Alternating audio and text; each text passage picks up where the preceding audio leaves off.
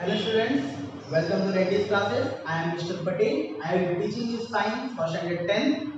So let us start with the chapter given here. That is introduced to the chapter Refraction of Light.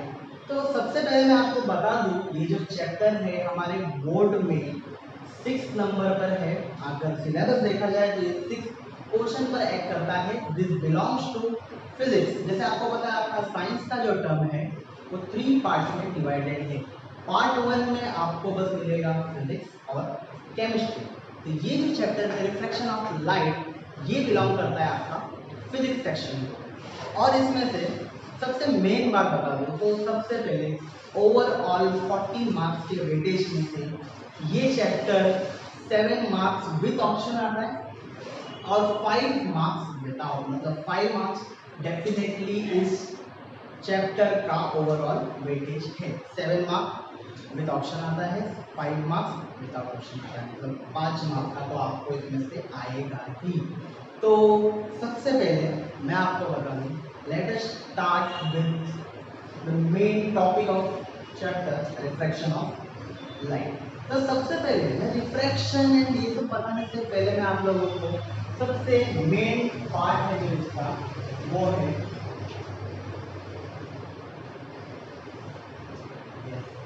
Light. What is light? आप लोगों ने light को तो देखा होगा, sense किया होगा। बिना लाइट के कुछ देख पाओगे? ऑब्वियसली नहीं देख पाओगे। तो लाइट सबसे मेजर कंपोनेंट है यहाँ पर। What is light? तो सबसे पहले तो मैं इसका डेफिनेशन दे देता हूँ। Light is a form of electromagnetic radiation that performs sensation of vision. हाँ, कुछ ऐसा हार्ड लग रहा है ना, इलेक्ट्रोमैग्नेटिज्म भी आ गया वर्ड, विजन, सेंसेशन। चलो सेंटेंस में लिख के उसको और खोल देते हैं अच्छे से। See it is a form of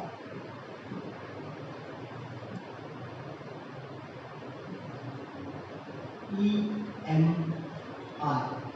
हाँ, एक वर्ड है EMR, electromagnetic radiation that performs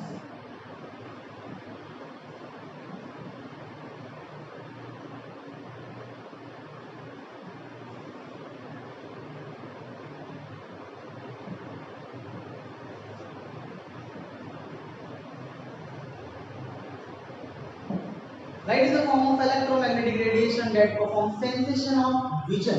देखने की क्षमता देना, ये है लाइट। बिना लाइट के आप देख नहीं पाओगे, आप सभी को पता है। तो देखने की क्षमता जो देता है आपको वही होता है आपका लाइट। अब आप लोगों ने लास्ट स्टैंडर्ड मतलब 9th स्टैंडर्ड में सीखा होगा रिफ्लेक्शन ऑफ लाइट। रिफ्लेक्ट करना, मिरर होता है, देखा लाइट उसको रिफ्लेक्ट करके चला गया। हाउ इट लुक, जरा हम लोग फास्ट सिनेरियो में चले जाते हैं। देखिए कैसा लगता है। ये आपका मिरर था, कुछ वन साइड कोटेड है और second side polish.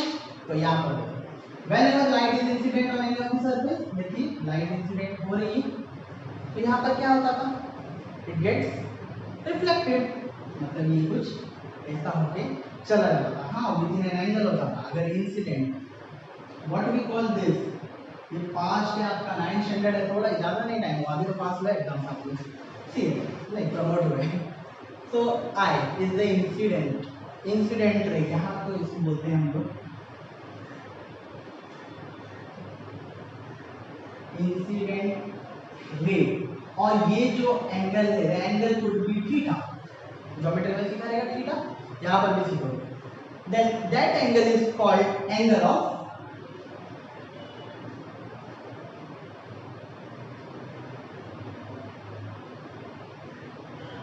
it is called as angle of incidence।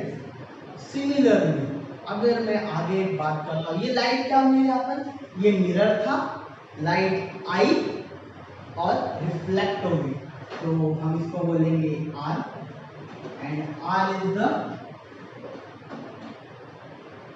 Reflected ray. R is the reflected ray, ये बन जाएगा आपका रिफ्लेक्टेड रे। अब ये भी कुछ ना कुछ एंगल पे घूमेगा, that angle is also theta. इसको भी थीटा ले लेंगे, theta can be anything, 30 degree, 45 degree, 60 degree, 90 degree, whatever. तो वैसे R इज द रिफ्रैक्टेड रे और ये जो एंगल थीटा पर जिस पर वो एंगल चेंज किया है that is called as Angle of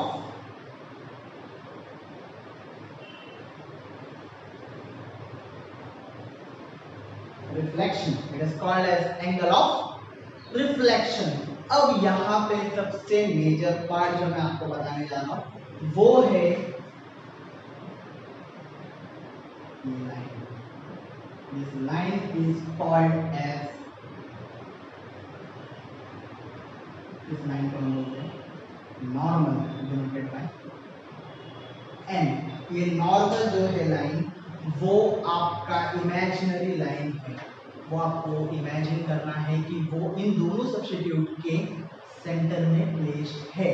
so on, जैसे मैं आप लोगों को बस यहाँ पर रिफ्लेक्शन बताया है, वैसे ही हम लोग इस चैप्टर में सबसे मेन एस्पेक्ट देखने वाले हैं, वो है रिफ्रैक्शन ऑफ लाइट। अब रिफ्रैक्शन ऑफ लाइट में सबसे पहले मैंने आपको लाइट बताया, it is a form of electromagnetic radiation that perform sensation of vision, देखने की क्षमता देना, एक तरह का इलेक्ट्रोमैग्नेटिक रेडिएशन। अभी इलेक्ट्रोमैग्नेटिक रेडिएशन जो वर्ड है उसको इतना डीपली जाना नहीं चाहिए, जो मैं बताने जा रहा हूँ बस वही सुनिए। इलेक्ट्रो मतलब इलेक्ट्रॉनिक पावर, मैग्नेट क्षमता खींचने की क्षमता, रेडिएशन रेडिएशन तो होते ही है। ये जो आता है वो आपका सन की तरफ से होता है लाइट, तो लाइट का तो डेफिनेशन यहाँ पर क्लियर होता है। तो सबसे पहले मैं यहाँ पर आप लोगों को एक चीज बता दूं, जैसे कि लाइट यहाँ पे रिफ्लेक्ट होती है, वैसे ही रिफ्रैक्शन में क्या होता है, see what is refraction of light.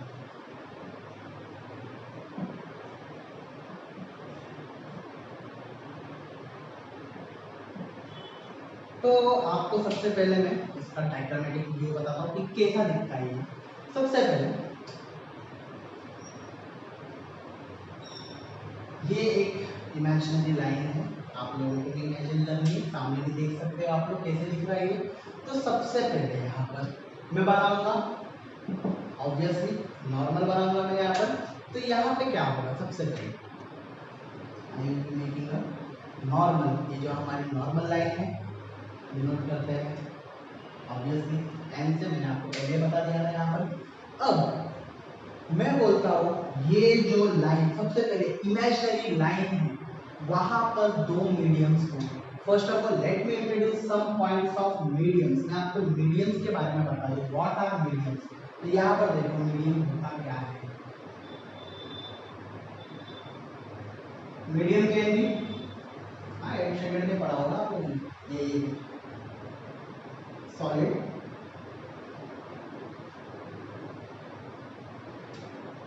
Liquid, gaseous. ये तीन मीडियम्स तो आप लोगों ने पढ़ा ही होगा, सॉलिड, लिक्विड एंड गैसियस, ये तीन मीडियम्स होते हैं। तो यहाँ पर हमारे पास जो मीडियम होंगे वो होंगे जिस पर हम लोग वर्क करने वाले, गैसियस मीडियम में हम लोग यूज करने वाले हैं एयर, लिक्विड में वाटर, और सॉलिड के लिए जो हम लोग यूज करेंगे it will be a glass slab, it will be a glass slab. Glass slab क्या होता है, मैं आपको ग्लास स्लैब के एक्सपेरिमेंट में बताऊंगा। अभी सबसे पहले तो हम लोग यहाँ पर बात करते हैं जो एक्चुअल में हमें सीखना है। तो मैंने आप लोगों को बताया देयर आर टू मीडियम्स, मैं आगे और डिफाइन करूंगा इस चीज को। ये जो मैं दो वर्ड्स बोलने जा रहा हूँ उनको थोड़ा याद रखना, रेरर एंड डेंसर। ये बस याद रखना आप लोगों को आगे काम आएगा, चाहिए तो कहीं पे भी लिख सकते हो, रेरर एंड डेंसर। सो यहाँ पे मैं सबसे पहले बोलता हूँ आपको व्हाट हैपन इज, सबसे पहले रिफ्लेक्शन के पार्ट पर आ जाओ एक बार। लाइट आई, यहाँ पर टकराई और उसने अपना डायरेक्शन इंटरनली चेंज किया, अंदर के अंदर ही मुड़ गई, इसको हम रिफ्लेक्शन बोलते हैं।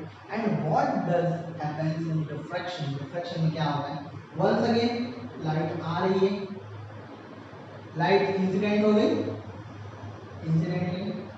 इंसिडेंट हो गई, और क्या होता है, एज पर रिफ्लेक्शन इस लाइट को कुछ ऐसा जाना चाहिए ना, मतलब ये देखिए सीधे मारते हुए ऐसा जाना चाहिए था अगर रिफ्लेक्शन होता था।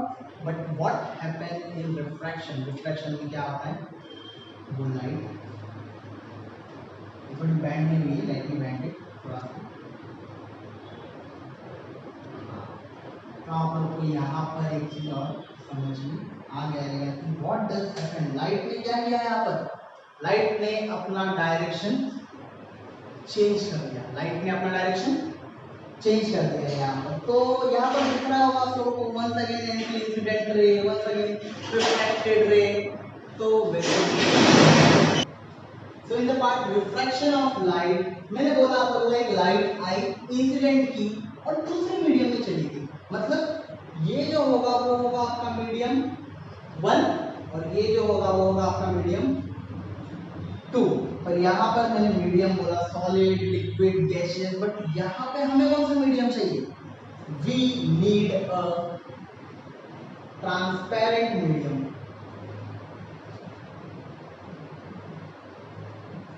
ट्रांसपेरेंट मीडियम जैसे कि आपका हो गया ग्लास, ट्रांसपेरेंट आर पार देख सकते हो, वही हमें मीडियम यहाँ पर रिक्वायर्ड है।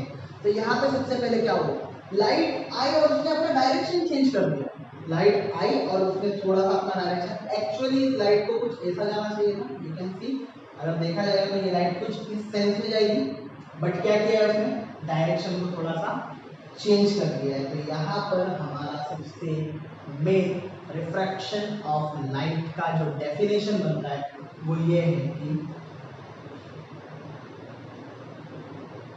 The change in the direction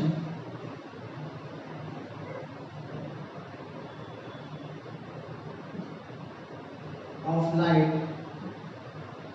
while going from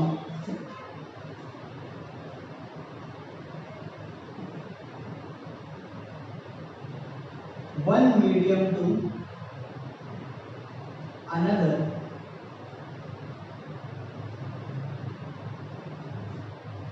is called refraction of light।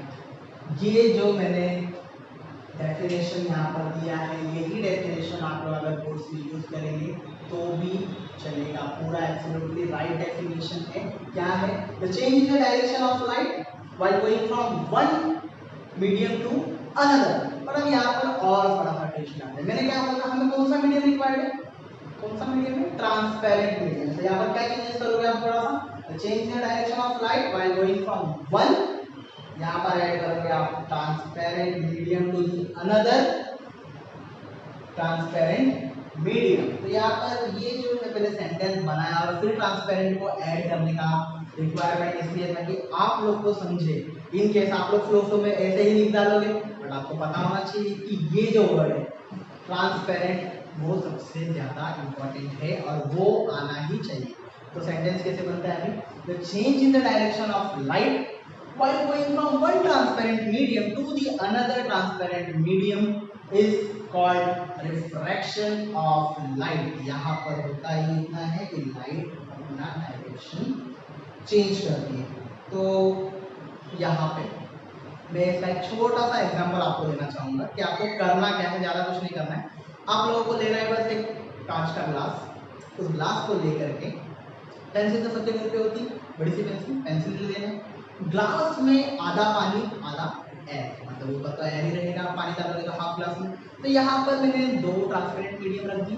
First medium है जो हमारा यूज करती है, क्या है यहाँ पे गैसियस में एयर मीडियम रख दी और लिक्विड वाटर। तो आपने उस ग्लास में आधा पानी रखा है, ऊपर एयर है, कुछ करना नहीं है, हाँ ग्लास संभाल के छोड़ दोगे मत मारेगी। तो आपको करना क्या है, वहाँ पर पेंसिल को उस ग्लास में डिप कर देना और थोड़ा सा टेढ़ा सा डिप कर देना है, कुछ यही दिखेगा कि पेंसिल सीधा ही जब मीडियम चेंज किया, air medium to gaseous medium, जैसे ही sorry air medium to water medium, जैसे आता है उसने अपना डायरेक्शन थोड़ा सा चेंज कर दिया। इससे आपको पता चल जाएगा कि क्या हुआ और क्या होता है रिफ्रैक्शन ऑफ लाइट में। सो आपको सबसे मेन है कि आप ये पार्ट के ऊपर कॉन्सेंट्रेट करते हुए, ओके, तो ये आपको ध्यान देना है आपको। और सो अभी तक हम लोगों ने सीखा रिफ्लेक्शन क्या होता है, जो तो 9th स्टैंडर्ड में पहले से सीखा हुआ था, आज थोड़ा सा फिर से थोड़ा सा देख लिया। मीडियम्स मैंने बताया आप लोगों को, solid, liquid, gaseous, air, water and जो मीडियम्स होते हैं। रिफ्रैक्शन पता है, रिफ्रैक्शन का मैंने आपको डेफिनेशन दे दिया है। अभी जो हम सीखने जा रहे हैं जो सबसे मेन आता है लॉज ऑफ रिफ्रैक्शन। यहाँ पे क्या होगा लॉज ऑफ रिफ्रैक्शन में सबसे पहले तो हमें नीड होगी वो वाले डायग्राम की, कौन से रिफ्रैक्शन में जो हम लोगों ने यूज किया था। तो सबसे पहले आप लोगों ने इसको अज्यूम कर लिया था कि इमेजिनरी लाइन है। उसके बाद ये था हमारा ऑब्वियस नॉर्मल, आप लोगों को याद है। ये हुआ आपका इंसिडेंट रे, ये हुआ आपका रिफ्रैक्टेड रे। तो यहाँ पे सबसे पहले क्या होने वाला है, तो सबसे पहले इंसिडेंट यहाँ पर उसके जस्ट ऑपोजिट में क्या है रिफ्रैक्टेड रे, और सेंटर में क्या नॉर्मल। तो सबसे पहले यहाँ पर हम लोग लिखेंगे फर्स्ट पॉइंट जो होगा आपका लॉज ऑफ रिफ्रैक्शन में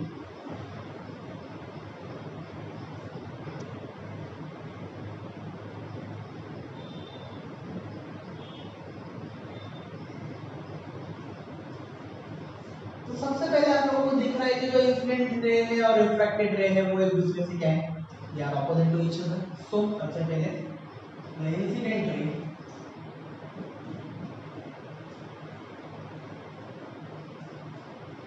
and the refracted ray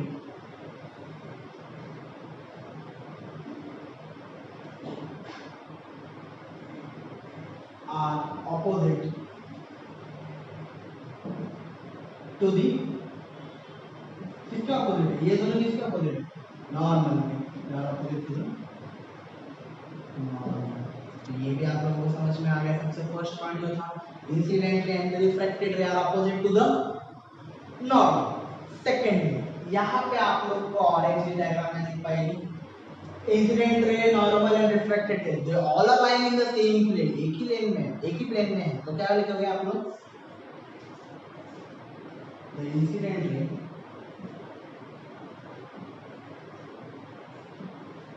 the refracted रे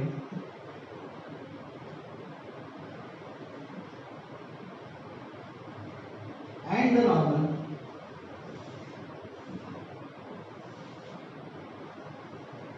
lie in the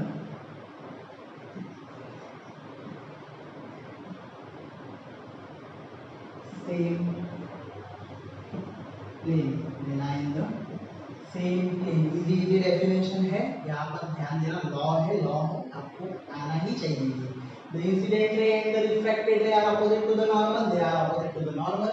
The incident ray and the refracted ray and the normal they lie in the same plane। And third point यहाँ पर जो ratio होता है incident का और refracted का, the ratio of incident and refraction that is sin i upon sin r is constant. ये आपको याद रखना पड़ेगा जब हम एंगल ऑफ इंसिडेंस की बात करते हैं यहाँ पर। तो एंगल में जब हम लोग लेते हैं तो मैंने आपको बोला थीटा, तो थीटा जो होता है वो कैसे चलेगा एंगल के थ्रू चलेगा, पर रेशियो जो यूज होगा वो साइन के रेशियो में वर्क करेगा। यहाँ पर आपको इसमें ज़्यादा एंगल्स की बात तो सीखनी नहीं है कि साइन थीटा कॉस थीटा ही क्यों आता है, वो बहुत बड़ा प्रोग्राम है। अगर मैं आपको इसमें एंगल्स एंड ऑल सब्स्टिट्यूट कर दूँ तो फिर वो साइन है अपन साइन आर कैसे है वो समझ जाएगा। बट आपको जो याद रखना है सबसे मेन चीज वो यही है कि साइन है अपन साइन आर जो होता है वो कांस्टेंट होता है। और याद रखना फॉर एमसीक्यू बेसिक्स, अगर कभी साइन है अपन साइन आर आया लिख करके और आपको पूछेंगे कि ये कौन सा लॉ है तो आप लोग लिखोगे it is Snell's law. Snell's law का एक टर्म है, एमसीक्यू में आपको ये पूछ सकता है। ओके तो ये जो लॉ ऑफ रिफ्रैक्शन है वो 3 पॉइंट से बना है। सबसे first point is the incident ray and the refracted ray are opposite to the normal, obviously diagram में दिखता है। सेकंड चीज आपको दिखती है कि वो सब लोग एक ही प्लेन में दिखते हैं। आप लोगों को incident ray the refracted ray and the normal they lie in the same plane. Third बोलोगे the ratio of sine i and sine r is constant. Absolutely यहाँ तक तो आप लोगों को लॉज ऑफ रिफ्रैक्शन समझ में आया है। धीरे धीरे टॉपिक पे जा रहे हैं हम लोग। यहाँ पर सबसे स्टार्ट में लाइट बताया, फिर रिफ्लेक्शन को बताया, फिर मीडियम्स कैसे होते हैं। हमें रिफ्लेक्शन के लिए क्या मीडियम चाहिए, रिफ्रैक्शन के लिए हमें मीडियम चाहिए वो है ट्रांसपेरेंट मीडियम। उसके बाद हम लोगों ने यहाँ पर रिफ्रैक्शन क्या होता है डायग्रामेटिक यूज में सीखा, क्या होता है change in the direction of light by going from one transparent medium to the another transparent medium. उसके बाद हम लोगों ने लॉज ऑफ रिफ्रैक्शन को भी स्टडी किया। लॉज ऑफ रिफ्रैक्शन में भी हम लोगों ने कुछ पॉइंट्स को देखे। अब लॉज ऑफ रिफ्रैक्शन को देखने के बाद मैं आपको इस चैप्टर के एक और पॉइंट पे लेके जाता हूँ, that is refractive index. So let's go through it.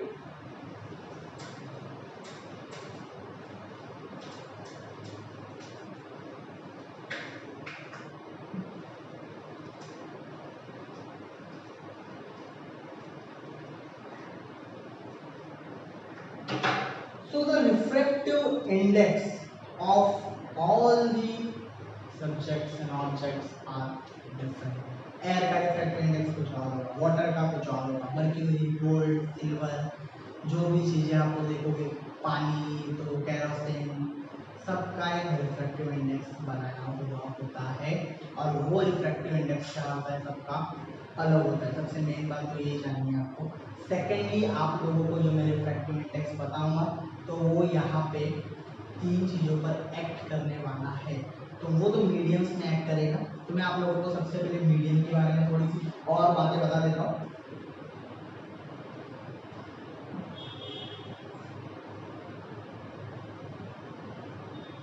Medium can be rare and denser medium.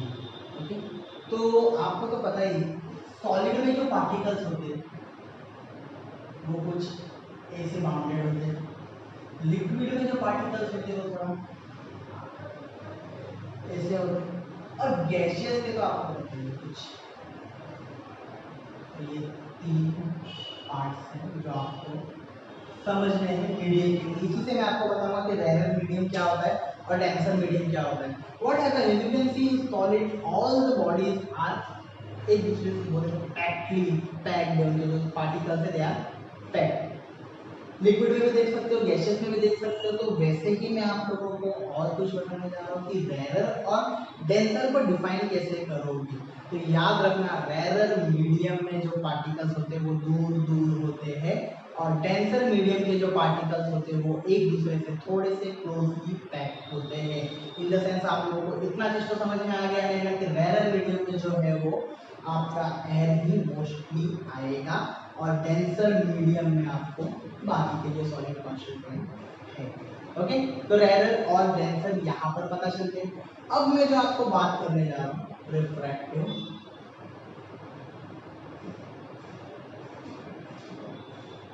Index, that is called RI. ये होता है आपका रिफ्रैक्टिव इंडेक्स। इसके अंदर भी थ्री सबसे मेन पार्ट्स है जो हमें स्टडी भी करने हैं यहाँ पर। तो तीन पार्ट्स के बारे में स्टडी कराऊंगा मैं आपको थोड़ी देर में। तो यहाँ पर ध्यान दो, रिफ्रैक्टिव इंडेक्स जो होता है दैट एक्ट्स ऑन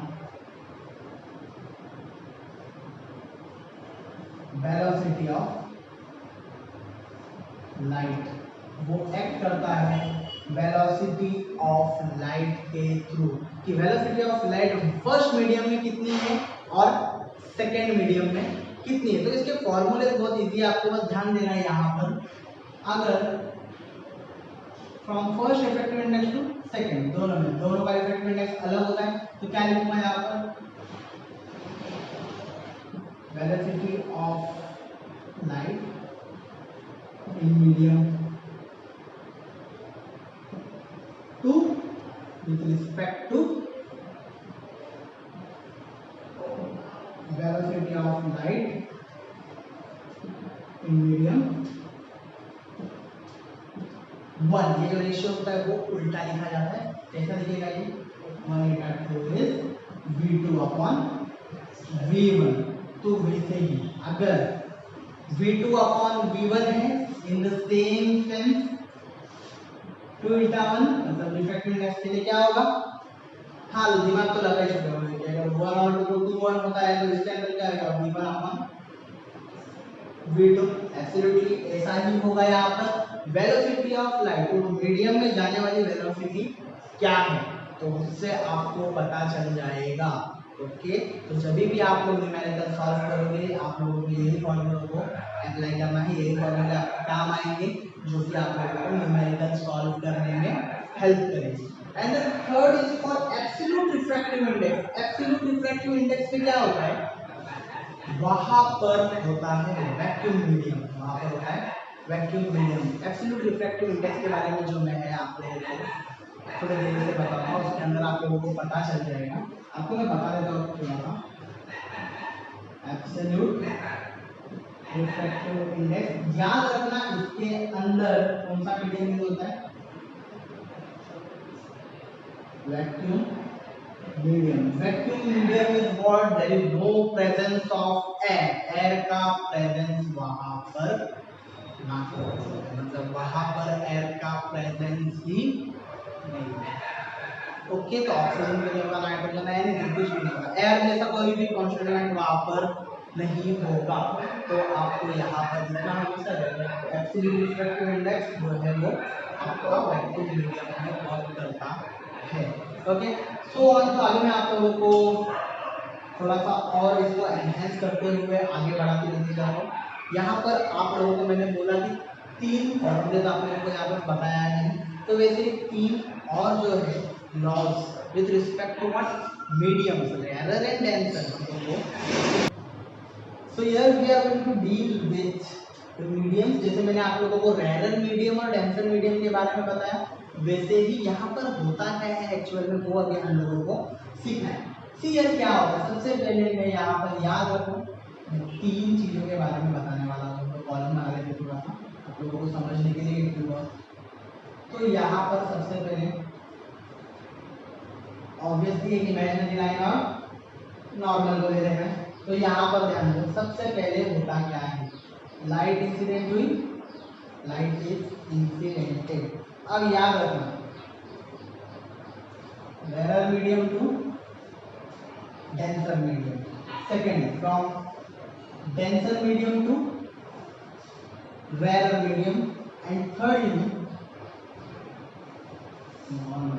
तो यहाँ पर आप लोगों को जो मैं बताने जा रहा हूँ ध्यान देना अच्छे से। फर्स्ट इसमें क्या होता है, when a ray of light moves from rarer medium to denser medium it bends towards the normal, वो नॉर्मल के तरफ बेंड होता है। यू कैन सी यहाँ पर वो बेंड हो रहा है, it will bend toward the normal. This is the incident ray, this is the refracted ray and this is our normal. Obviously सबको पता है ये तो हमारा नॉर्मल है यहाँ पर। तो ध्यान दो यहाँ पर what is happening, incident ray जब rare medium to denser medium में जाता है it bends toward the normal. यहाँ पर क्या लिखोगे, when the incident ray travels, लिख सकते हो, मूव कर सकते हो, कुछ भी, travels from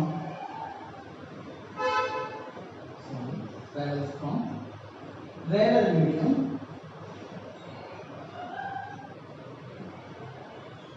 to denser medium it bends towards the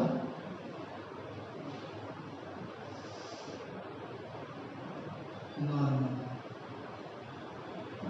second में क्या होगा, ध्यान देना, ये आपका फर्स्ट पॉइंट है। यहाँ पर क्या होता है, when the incident travels from rarer medium to the denser medium it bends towards the normal।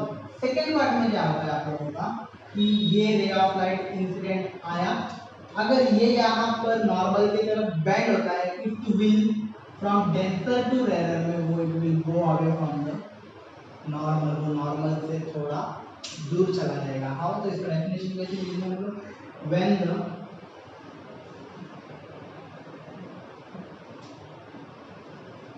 the incident ray travels from denser medium to rarer medium, D and R आपको समझ जाएगा, from denser medium to rarer medium it bends away from the normal, it bends away from the normal। तो यहाँ पर आप लोगों को और एक ये करना पड़ेगा, जो थर्ड चीज मैं आप लोगों को बताने के लिए आप ध्यान देना। तो इसमें क्या होगा, तो थर्ड पॉइंट इज, अगर लाइट रे जो है वो अगर इंसिडेंट हो जाएगी खुद नॉर्मल के ऊपर, इन केस, इस केस में क्या होता है, there will be no change in the direction of